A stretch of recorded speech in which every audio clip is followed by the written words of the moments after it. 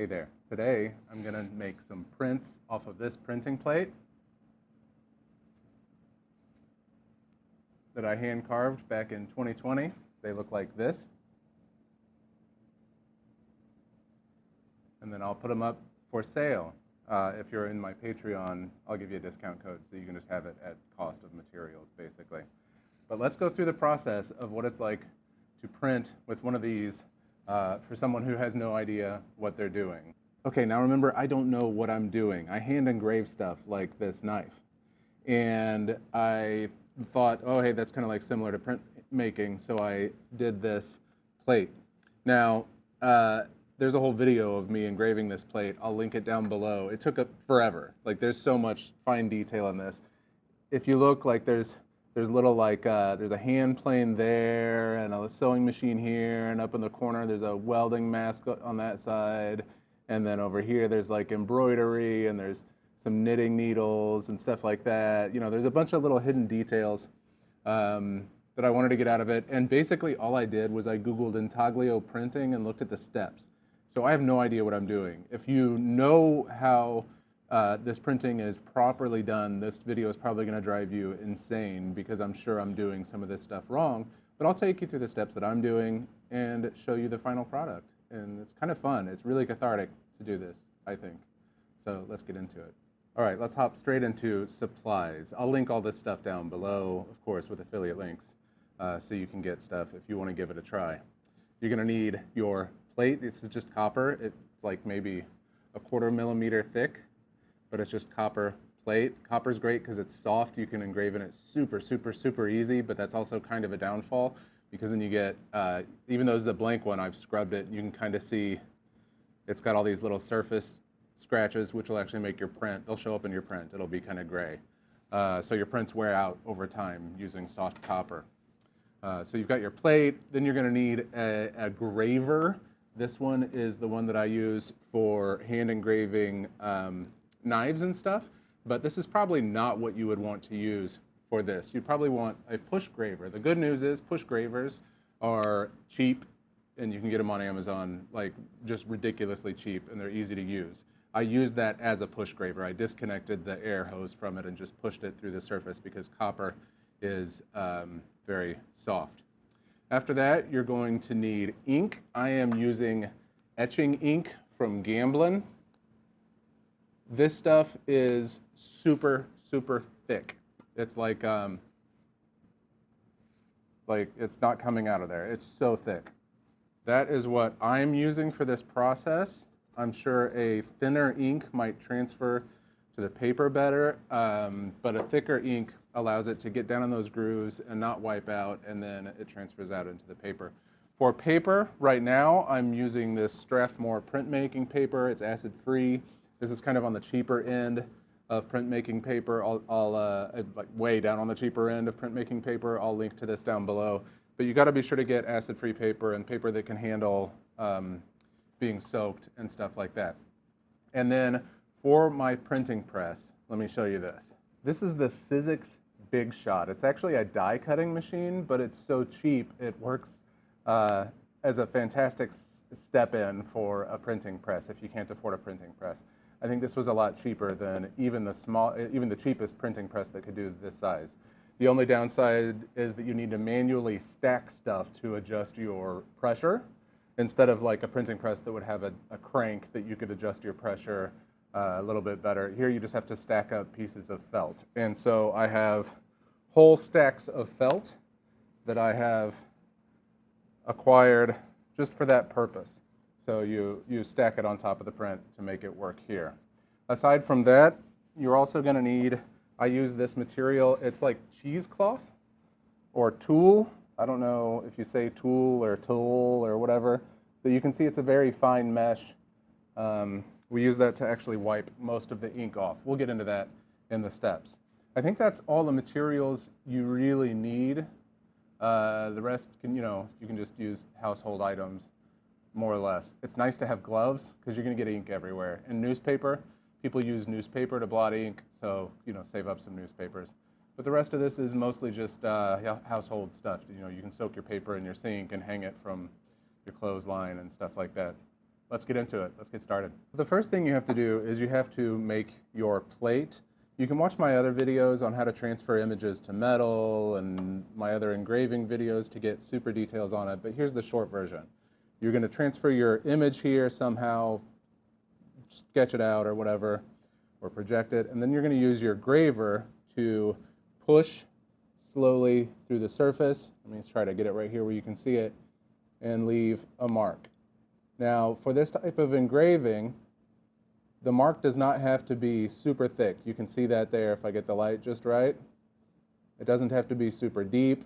The ink will stay in there. As a matter of fact, a lot of people who do even finer stuff just get these sharp little pointed burrs, and then they can just scratch into that surface to get what they want. This takes a lot of practice to be able to get your images just right, but after some practice, you can definitely get some major detail. As I was showing you earlier, here this really has some detail in it.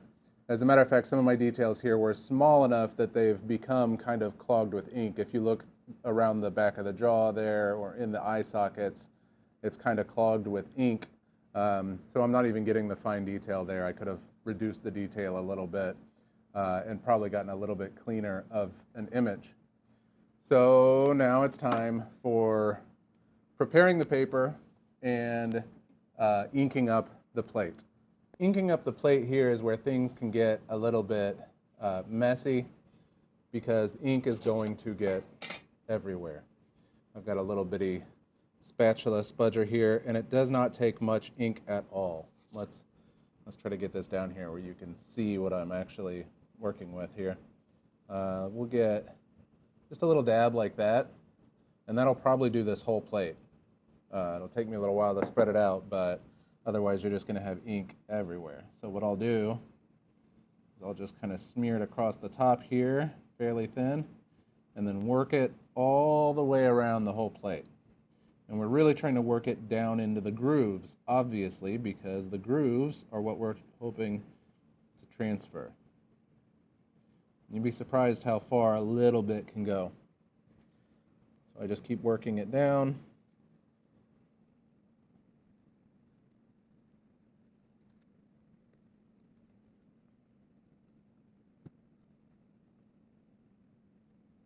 Now that the ink is on it, I've gone all the different angles to try to get it really into the grooves. I have to wipe the excess ink off of the surface. We just want it in the grooves. Typically you would use crushed up soft newspaper, and then you go over it with this tool stuff. I'm skipping the newspaper because I don't have any and just going straight to the tool, which is a little bit wasteful, but it works. So let's take that ink off.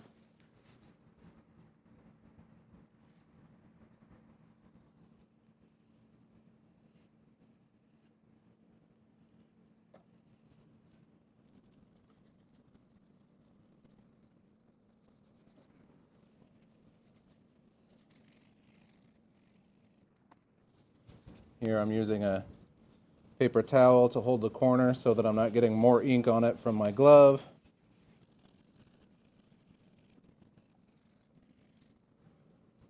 And here we go. This is now, in theory, packed full of paint or ink and ready to print. Okay, I've got just a tray of water here and my paper, and you'll notice I have a clean glove on, and I'm just going to try to get that submerged. Typically you wouldn't poke at it because your fingers would be dirty, but I do have a clean glove. What most people do is kind of splash water on it. My water has something floating in it, which is not great, but we'll just be extra careful not to get that on our print. So we'll just get that in there. I let it soak for just, about 2 or 3 minutes, just so that it's fully logged with water. Okay, now that the paper has been soaking for a bit, we're going to take it out. It should be properly waterlogged. Normally you would put it in blotter paper to soak up the excess, but we don't have that, so we're just going to use some paper towel and make do with what we have. This is not optimal, but it is what we got. Let's put another piece in between.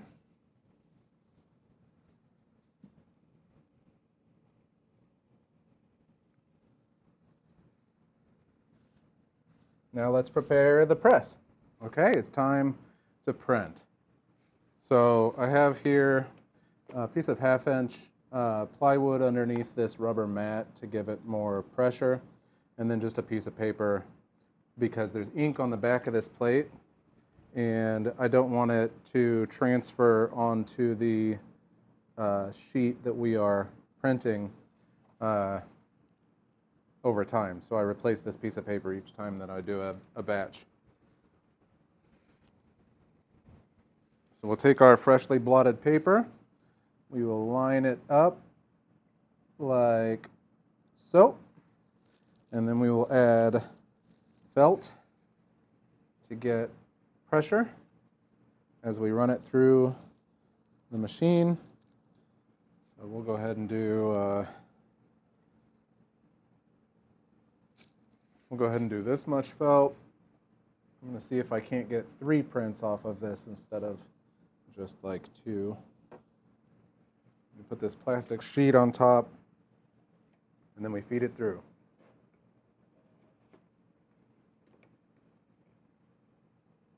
It doesn't feel like a ton of pressure, so this may not be a great print. We will find out.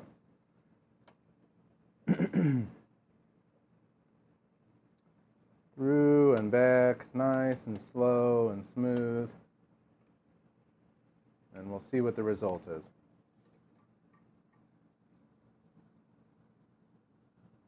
And we do have some embossing, which is good. That means we had good pressure.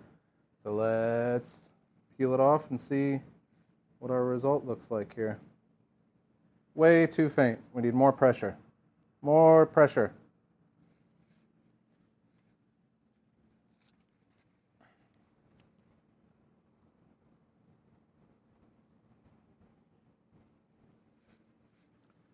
Here we go.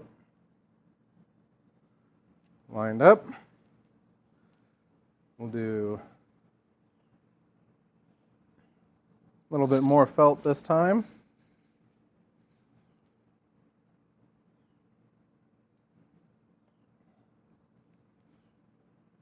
That should give us plenty of pressure. Yeah, that feels better. There's just a feel to it. You can just tell it's being smashed. We'll go nice and slow. Get that ink.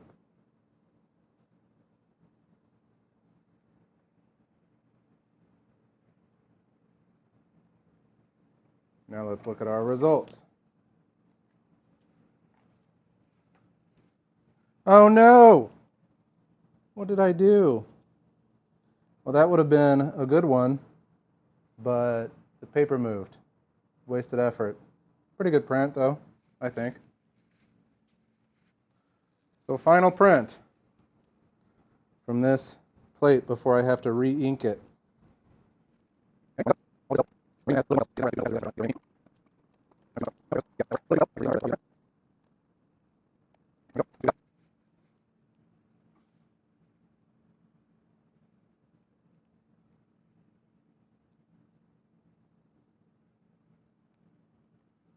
We got perfect print.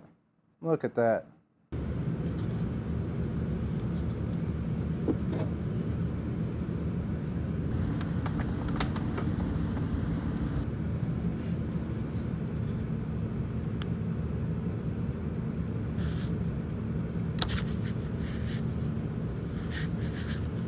Here are some of the results. You can see the difference.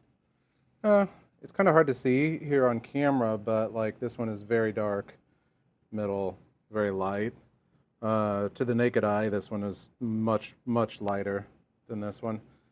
So you can kind of tell in the lettering, like the contrast in the lettering.